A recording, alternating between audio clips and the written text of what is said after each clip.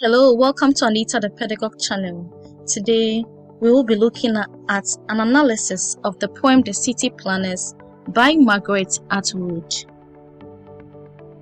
For our lesson content, we will look at a biography of the poet, the title, the structure of the poem, its analysis. We would delve into the literary devices, the themes, and I'll share with you some likely examination questions. Let's begin with a biography of Margaret Atwoode.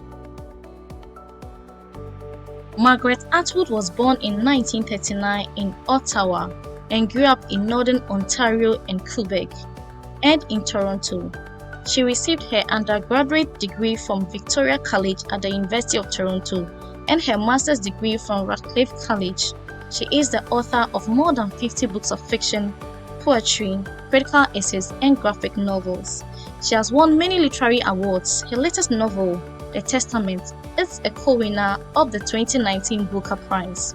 She has worked as a lecturer and professor in several tertiary institutions, including University of British Columbia, Vancouver, Sir George Williams University, Montreal, University of Alberta, York University, Toronto, and University of Toronto. She also served in many associations. Margaret Atwoode was president of the Writers' Union of Canada from May 1981 to May 1982 and was president of International PEN, Canadian Centre for English Speaking, from 1984 to 1986. She and Graham Gibson are the joint honorary presidents of the Rare Bird Society within BirdLife International. Ms. Atwoode is also a current vice president of the PEN International. Now, let's go on and delve into the title, The City Planners. Just as the title suggests, it's a poem that criticizes the architects of cities and residential facilities. The speaker highlights the defects in the works of the city planners and the doom that awaits them and their work. Let's move on now and look at the poem, The City Planners. Cruising these residential Sunday streets in dry August sunlight, what offends us is the sanities, the houses in pendantic rows, the planted sanitary trees, a set levelness of surface like a rebuke to the dent in our car door. No shouting here or shatter of glass, nothing more abrupt than the rational whine of a power mower, cutting a straight swath in the discouraged grass. But do the driveways neatly sidestep hysteria by being even? The roofs all display the same slant of avoidance to the hot sky. Certain things, the smell of spilled oil, a faint sickness lingering in the garages, a splash of paint on bricks surprising as a bruise, a plastic hose poised in a vicious coil, even the too fixed stare of the wide windows give momentary access to the landscape behind or under the future cracks in the plaster. When the houses capsize will slide obliquely into the clay seas, gradual as glaciers that right now nobody notices. That is where the city planners, with the insane faces of political conspirators, are scattered over unsurveyed territories, concealed from each other, each in its own private blizzard. Guessing directions, they sketch transitory lines rigid as wooden borders on a wall in the white vanishing air, tracing the panic of suburb order in a blind madness of snows. Interesting. Well, let's take a look at the structure.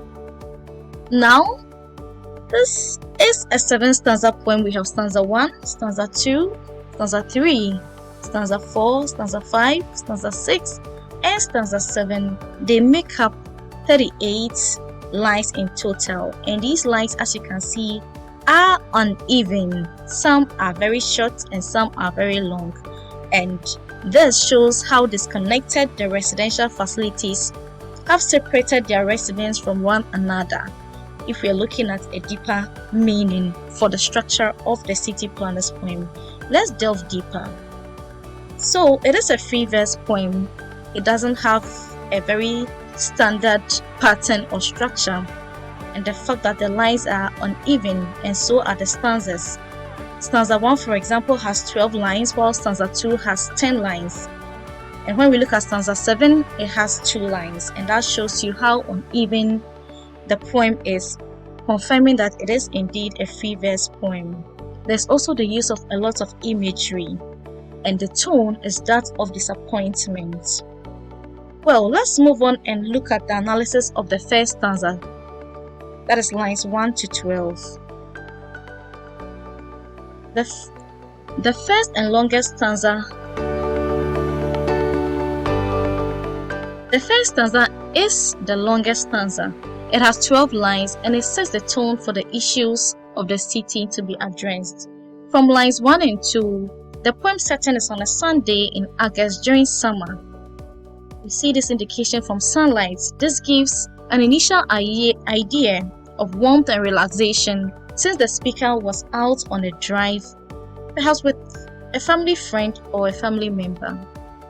Again, summer is when people come out to relax and get together due to the great weather. This relaxed tone is quickly relinquished and replaced with a harsh tone of anger and disappointment in how orderly the estate is organized to perfection. Even the trees that grow freely seem to have been pruned to be orderly. According to the speaker, the trees dictate the imperfection in the speaker's car, and that is the reference to a dent in their car door. Instead of a neighborhood filled with people enjoying summer, with perhaps children running around, the environment is hostile, and the speaker describes it in lines 9 to 12. No shouting here or shatter of glass. That means complete silence. Instead, more harm is being done to the environment through the use of the power mower, which is cutting down the trees, depriving them the opportunity to even grow. An attack on the way nature is being treated. We move on to the second stanza.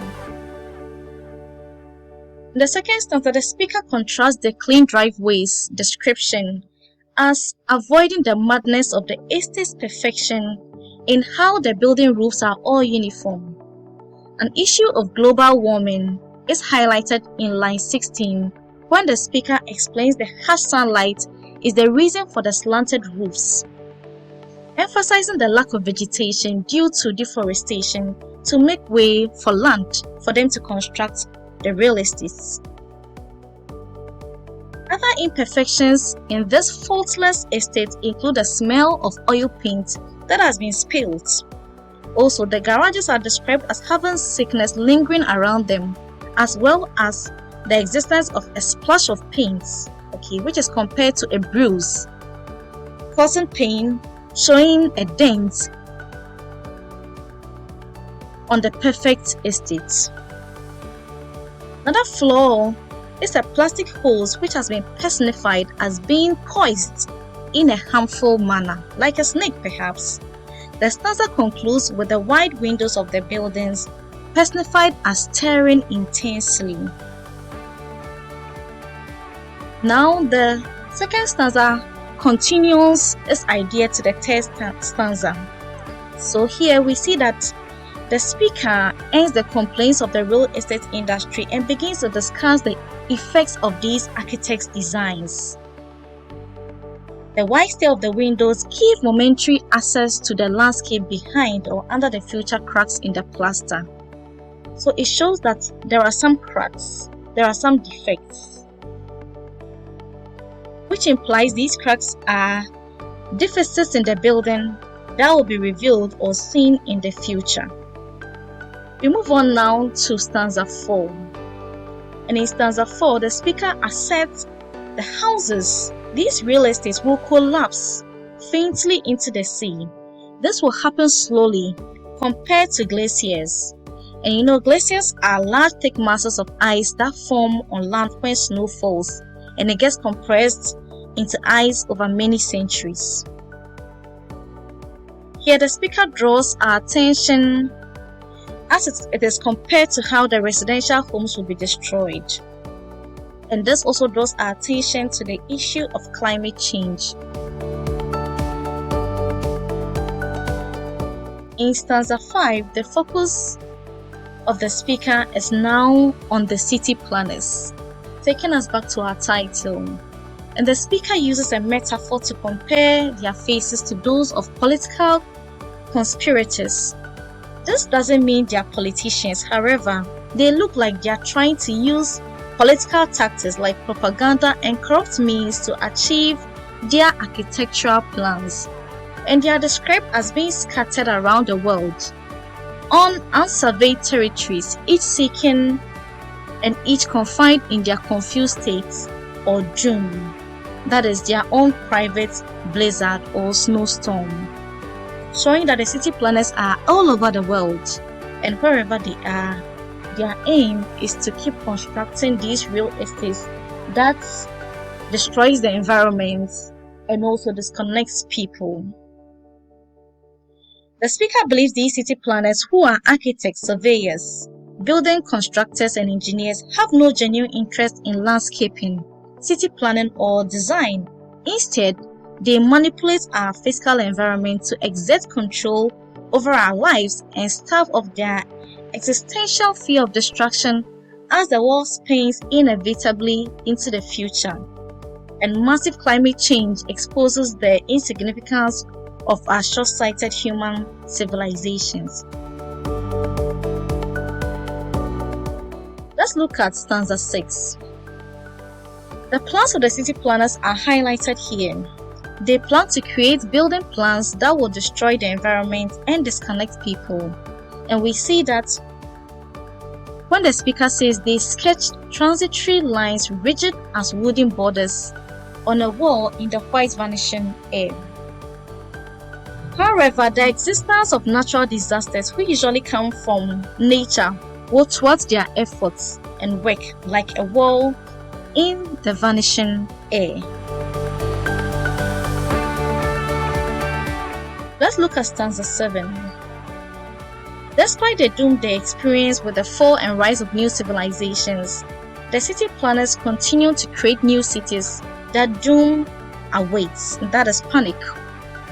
Amidst their so-called perfect real estate lies huge imperfections and harm to the environment due to climate change, and nature will rebel with snowstorms and disasters. And we see that in the final line, a blend of madness of snows. Now let's move on at this point and look at the various literary devices. Alliteration. There's been the use of alliteration in the poem, the repetition of consonant sounds, and it can be seen in the highlighted consonant sounds. We see that in line 36, in line 27, in line 22, in line 5, in line 8, and in line 21. There's also the use of enjambment. Most of the ideas run on from one line to the other, and we can see that in from lines 1 to 4. Cruising these residential Sunday streets in dry August sunlight, what offends us is the sanities. You realize that you need to read these lines continuously to be able to obtain a good meaning. Note that the enjambment occurs throughout the poem and not just in lines 1 and 4. Let's now move on to imagery. Imagery is a literary device in writing that uses vivid description that appeals to the reader's senses. And there's been the use of sight imagery, sound or hearing imagery, and also smell imagery in the poem. And the examples for sight imagery are cruising these residential Sunday streets in dry August sunlight, giving us the visual imagery of a sunny day. The houses in pedantic rows, the planted sanitary trees. So all this arrangement gives the reader a visual image of how the estate was well organized. A splash of paint on brick surprising as a bruise, plastic holes poised in a vicious. There's also the use of sound imagery, no shouting here or shatter of glass. This appeals to our sense of hearing, and also the whine of a power mower, that also appeals to our sense of hearing. Then there's also some smell imagery, and we see that in the expression the smell of spilled oil, so that appeals to our sense of smell. Let's move on to symbolism. So sunlight is usually a symbol of warmth and happiness, and we see that in line 2. There's also the use of juxtaposition.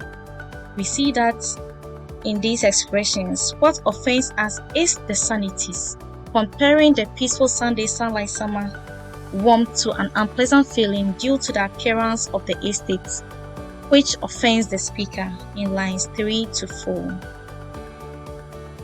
There's also the use of a metaphor, where the city planners are compared to political conspirators in line 30, and the use of onomatopoeia. Whine, the rational whine of the power mower. Whine is an onomatopoeia. It mimics the sound of the power mower.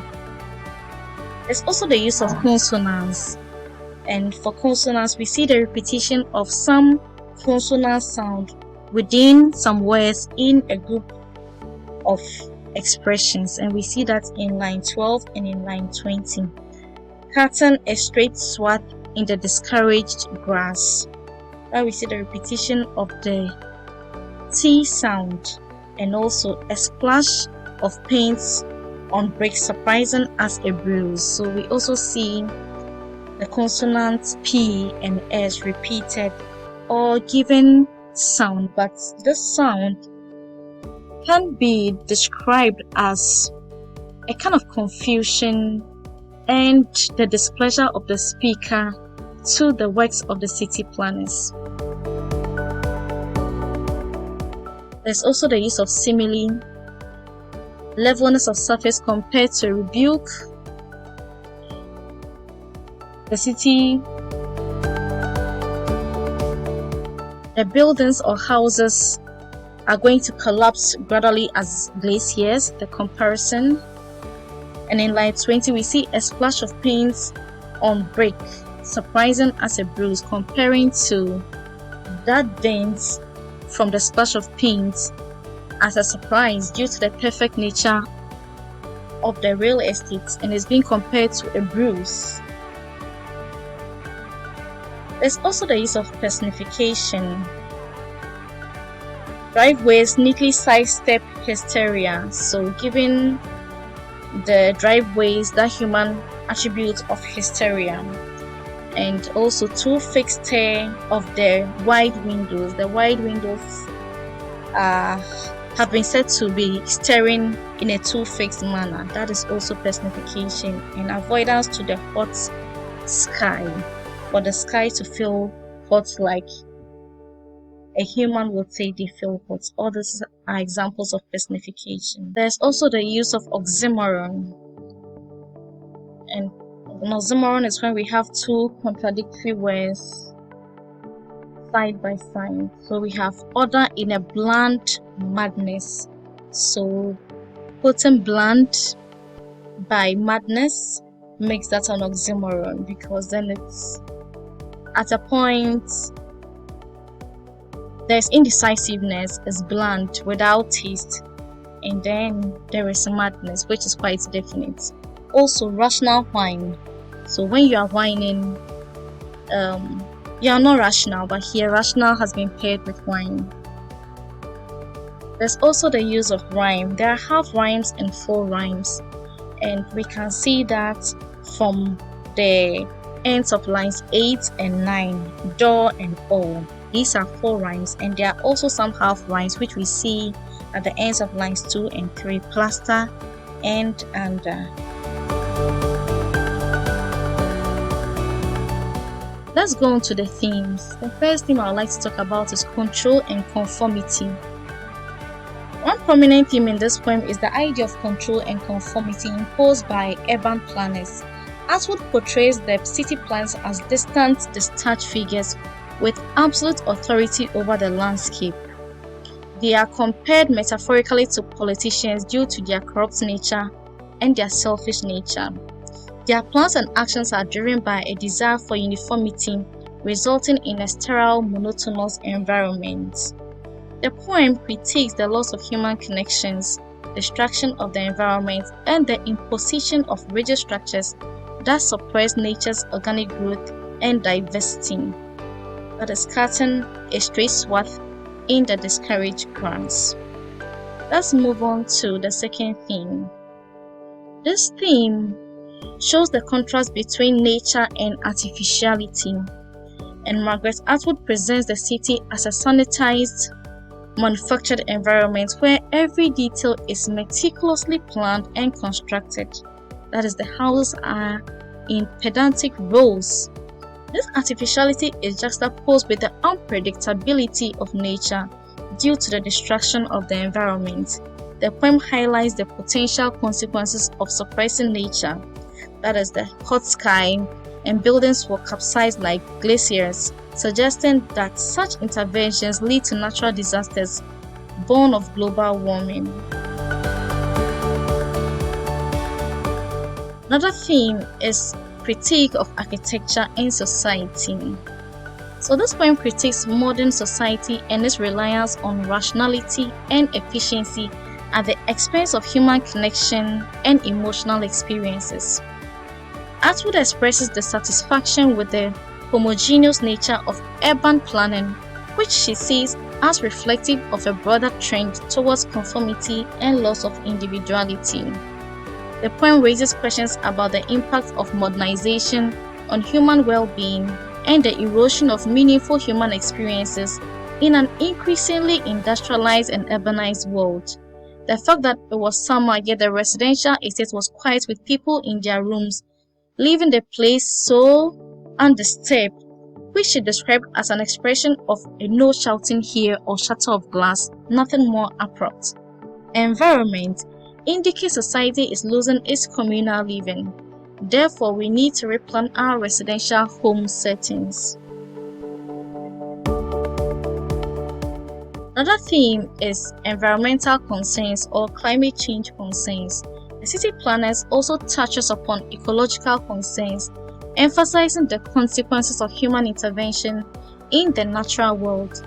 Atwoode highlights the destruction of natural habitats and the disruption of ecosystems caused by urban planning. These chlorofluorocarbons emissions have led to global warming, which has brought some natural disasters, that is, nature's own revenge. The poem warns about the detrimental effects of unchecked human development on the environment. It encourages reflection on the need for sustainable practices and a harmonious coexistence with nature. Let's move on to some likely examination questions. How does the poem explore the theme of control and conformity in urban planning? Discuss the role of nature as portrayed in the city planners and its contrast with the artificiality of urban environments.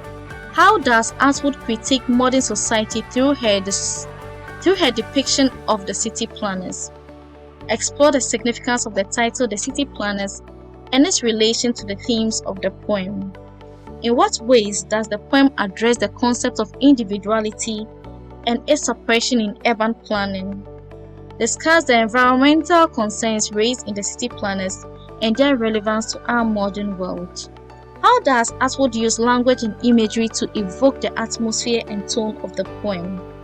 Analyze the role of irony in the city planners and its effect on the reader's interpretation of the poem.